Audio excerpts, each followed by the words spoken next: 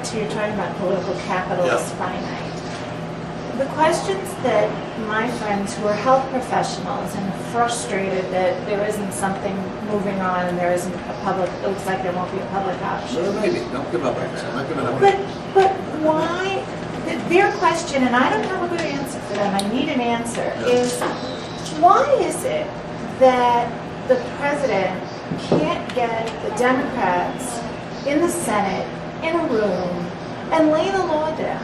The Republicans always seem to be able to keep their people in line, if you will. You know, when there's a decision made by the leadership, if you don't go along, there are consequences. I felt for a long time that this whole idea of sucking up to Joe Lieberman after he supported John McCain, it was very difficult for me to understand the point of that. So what can I tell my colleagues when they say to me, why can't the president just lay the law down to the Democrats? We worked so hard to get to 60 votes. What's the problem? Well, a number of things. First of all, even the Republicans aren't as quite as united as I think.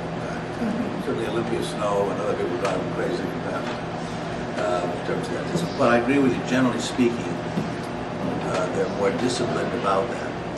We have a lot of people who come to wear the label of being a Democrat, come from parts of the country where their views are different. And it's always been a source of some frustration. We're a bigger tent in that sense. We're less narrowly defined in ways. We allow people to call themselves and to operate as Democrats, and they do on many issues. Ones that, such as we're talking about here with healthcare now, there's a resistance to it. They're not bad people. They reflect to a large extent maybe the feelings of their constituencies where they come from.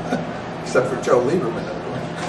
Well, as I say, they're different. I'm not suggesting, people have different views than they see. But that's your, I'm trying to ask you a question. Here's the basic question. Has the Democratic caucus, you guys meet every Tuesday, have you, at least as a caucus, and every member of that caucus agreed, that procedurally, nobody in that caucus will stop the health care bill? But that's basically the biggest question in the world. There was a good applause line the other day when it was raised, saying we expect everybody procedurally.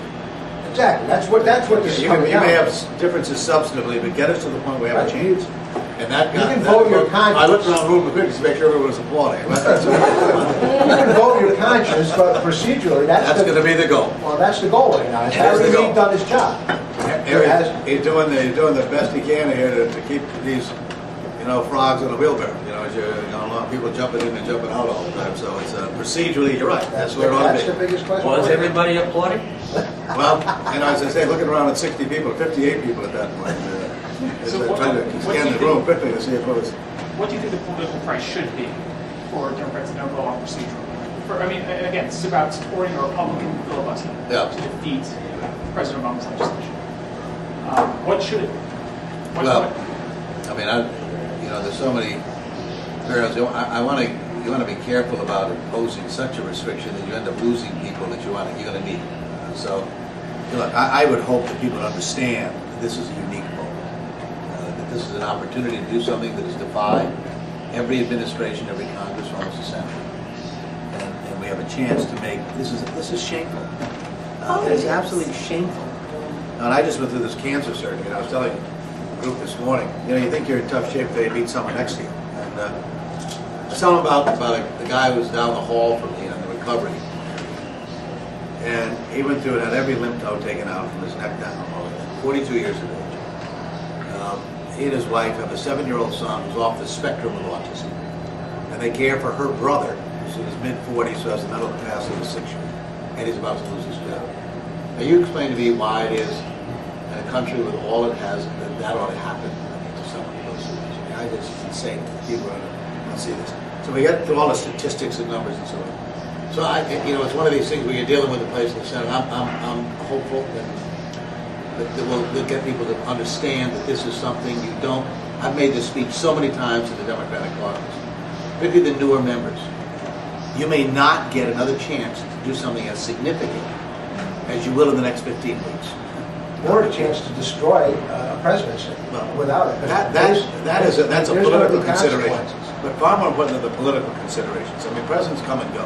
The fact of the matter is, we've got a chance to do something.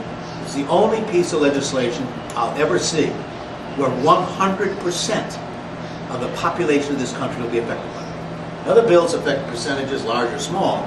This is 100%. And it's here, it's in front of us. 4 out of 5 committees have acted. You can agree or disagree with pieces of this thing, and there'll be those debates that go along. But to deny us the opportunity here to now be able to sit there and decide what is going to be the framework on something as fundamental as a right to be able to be healthy, or at least to achieve health care, without bankrupting you in the process, or denying you the opportunity to get the best medicine available, is just, again, to me, I get dumbfounded by the unwillingness of people to understand the moment. Whether or not you agree with every element of all of this, and I respect the fact there can be disagreements legitimately about how best to do this. And I don't think anyone's cornered all the wisdom on the subject matter. But the idea that you deny us the opportunity even to debate that, I mean, I guess I'm trying to be able to, I have all sorts of ideas in my mind to answer your question, but I don't want to limit myself to an answer I might give you, because